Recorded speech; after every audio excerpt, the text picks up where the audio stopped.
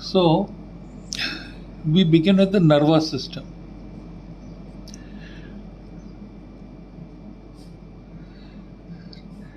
In the nervous system, you see all of the living beings are perceiving and responding beings. Actually, we live in the world of objects,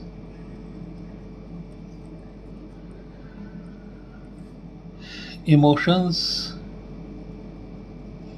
and thoughts. And when I say we, in the world of objects is our body, in the world of emotions is our heart, and in the world of thoughts is our intellect. And all the time we are reacting with the world to seek pleasure and avoid pain. All right.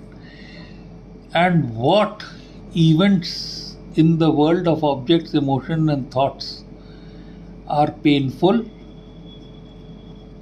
or pleasurable, classifying them into painful and pleasurable, the events occurring in our consciousness is what is learning. We are learning. That means we are experiencing the painful and pleasurable events, storing it into our memory, and then developing appropriate methods of thoughts,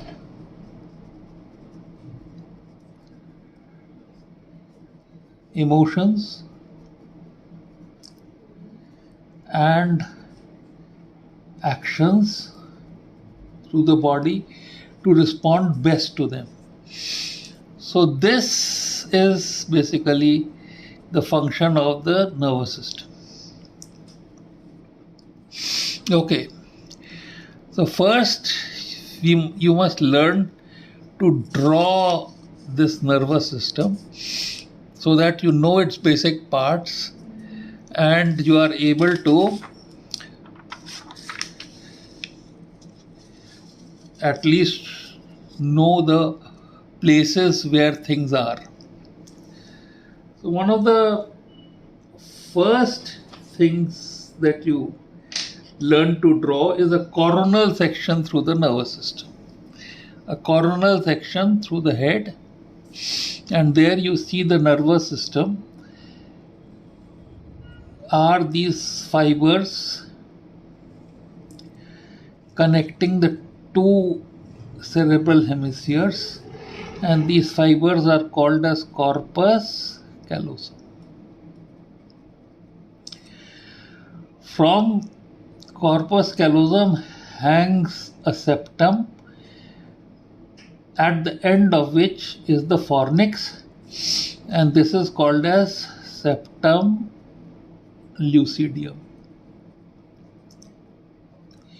And here are the fibers of fornix going from posterior to anterior. So initially there are fibers from the right and left, and then they join in the anterior, curving around the thalamus. Underneath you find that there are the two thalamus. So you remember this name, thalamus. And between the two thalamus you have a space which is called as third ventricle. Now if this is the thalamus, you are viewing it from the side, then you have a comma shaped structure like this, which sort of holds the thalamus, and this is called as the caudate nucleus. Since we are cutting a section like this, you will find that here you have the caudate nucleus. Alright, and this space between the corpus callosum and the caudate nucleus is the lateral ventricle.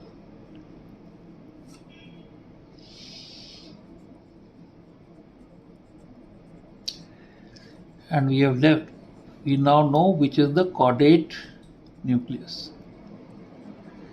So this is the caudate nucleus, this is the thalamus, this is the third ventricle, and this is the lateral ventricle. And you can see that the lateral ventricle is connected to the third ventricle through a space between the fornix and the thalamus, and this space is called as foramen. This is the foramen connecting the lateral ventricle to the third ventricle. Which foramen it is, please go and find out from your books. After you have made this much, in this space you make another nucleus which is called as the lentiform nucleus. And outside the lentiform nucleus you have to make another part of grey matter which is called as the claustrum. Okay, so we make the lentiform nucleus like this, and we make the claustrum like this. Okay, now all these are grey matters, they look grey. So in the section they look grey, that's why they are the grey matters. These are the spaces, and between this is the white matter. White matter basically consists of cells, the cells of the neuron, and these consists of tracts that arise from the cell and go to some other part. So they are the wires which connect the various parts of brain. Now we make the cerebral cortex. So we start here above the corpus callosum, and we make the first fissure here. Then we make the second fissure, and then we bring the cortex down. We'll make it symmetrical. The first fissure of the frontal lobe, the second fissure of the frontal lobe, the largest or the lateral fissure of the frontal lobe, which ends up in a space like this. So this is the frontal lobe, and from here you have the first fissure of the temporal lobe, the second fissure of the temporal lobe, and the temporal lobe ends here. So this is the medial surface of the frontal lobe. Here you have a central fissure just above the corpus callosum, the inferior and the superior fissure. Then this is the lateral surface, and here you have the first fissure, the second fissure, the lateral fissure, then the temporal lobe, first fissure, second fissure, and it ends here. Now this is called as claustrum, and there is some grey matter in the base of the lateral fissure. In the base of the lateral fissure there is some grey matter here also, and this is called as insula. So we have named insula, we have named claustrum. Now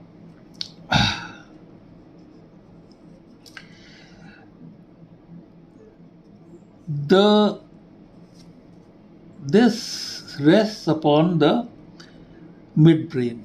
So if you cut a section of the midbrain, posteriorly it is one, anteriorly it has got two peduncles. So here is the midbrain, and there are two prominences. There are four prominences on the midbrain. So if you make a three-dimensional figure, you'll find that there's another prominence behind. So that's why this is also called as corpora quadrigemina. And these are the cerebral peduncles.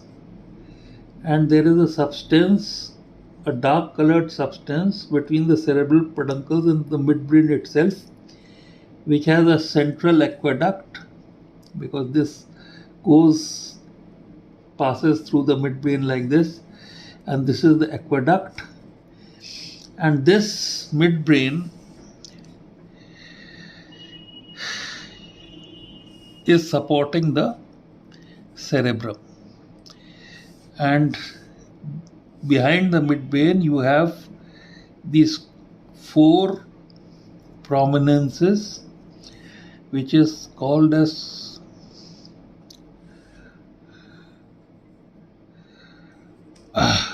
colliculus. And there are superior colliculus, right and left, and there are inferior colliculus, right and left. Alright. After we reach the midbrain, we'll make the hindbrain. And since we have covered this part by different type of diagrams, we'll take another paper. So in another paper, quickly, the corpus callosum, septum lucidium, fornix, thalamus and the third ventricle, caudate nucleus and the lateral ventricles, lentiform nucleus, external, this is claustrum, and we make the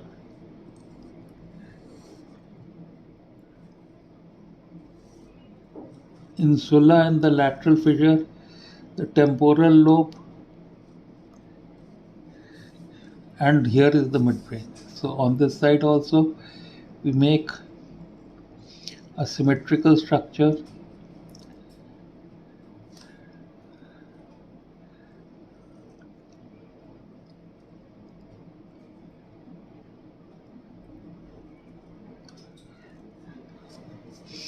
The midbrain.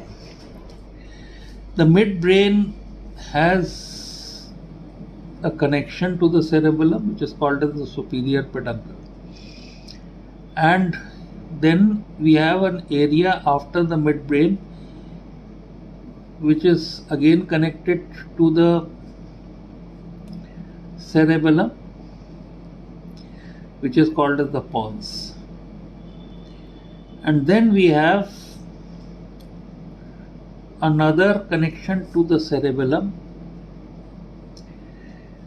So this cerebellum which lies here, we have cut it in half and sent it to right and left, is connected to the midbrain by the superior cerebellar peduncle, the pons by the middle cerebellar peduncle, and the medulla oblongata by the inferior cerebellar peduncle. And so here we have the medulla oblongata, which goes and ends into the spinal cord. Now you see the posterior surface of this medulla oblongata.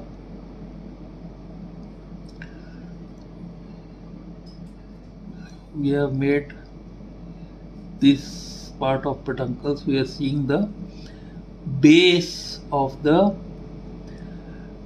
posterior surface of the base of pons. So this is the pons, this is entirely as pons. And this third ventricle has come through the aqueduct of Sylvius and has expanded into this area, which is the fourth ventricle. So this is the midline. Here you have the fasciculus cuneatus and fasciculus gracilis. Alright, and from here you have the spinal cord. So in the first stage, I would like you to practice drawing this diagram. Now I'll say, how does the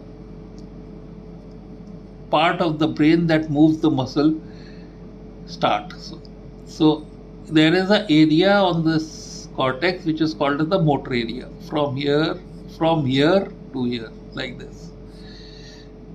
Here you have the knee, here you have the leg and the foot, and here you have the person, opposite side of the person hanging like this. Okay, so from this area you start a neuron which passes like this between the lentiform nucleus and the caudate nucleus, then the lentiform nucleus and the thalamus, and this part is called as internal capsule. And between lentiform nucleus and claustrum you have external capsule.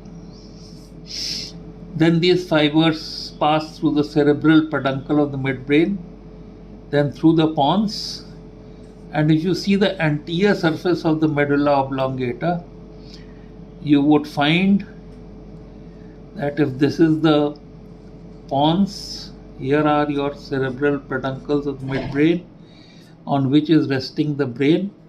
Then you have a midline here, you have these motor tracts or the pyramidal tracts, the lateral and the medial. This is the lateral, this is the medial, going down, and the rest of the part of the medulla you have the cerebellar peduncle, inferior cerebellar peduncle going into the cerebellum.